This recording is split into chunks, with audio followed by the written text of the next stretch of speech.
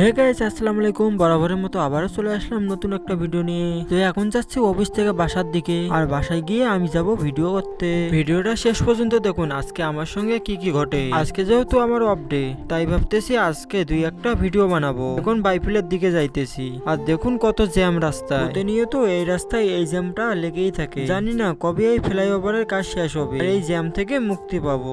আর এদিকে বাইফিল আসতে না আসতেই দেখুন রাস্তার যে অবস্থা, পুরো রাস্তায় কেদা আর কেদা। আর এদিকে দেখুন আজকে অনেকদিন পরে আকাশে সূর্য উঠেছে। আসলে সূর্য তো প্রতিদিনে ওঠে, আজকে অনেকদিন পরে উঠেছে রোদ। আর এদিকে কথা বলতে বলতে চলে আসলাম বাসার কাছে। তো একবারে দেখা হচ্ছে বাসা থেকে বের হয়ে। তো বাসা থেকে বের হয়ে রিস্কায় চললাম ভিডিও বানানোর উদ্দেশ্যে।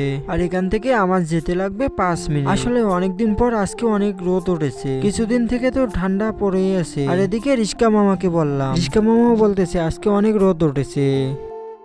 গাইস, তো সামনে আছে জ্যাম।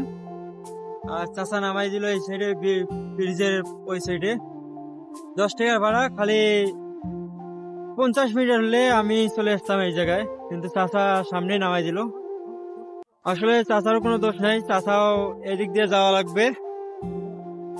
তো যেহেতু ফ্লাইওভারে কাজ চলতেছে, তো যাই দোকানে, তারপরে ভিডিও বানাবো, তারপরে আবার দেখা হবে অন্য কোনো জায়গায় গেলে। যাই হোক, ফাইনালি চলে আসলাম দোকানগুলোতে। তো ফাইনালি ভিডিও কিন্তু সব কমপ্লিট করে ফেলেছি। আজকের ভিডিওটা এখানে শেষ করতেছি। সবাই ভালো থাকবেন, সুস্থ থাকবেন, দেখা হবে নতুন কোনো ভিডিওতে। আল্লাহ হাফেজ।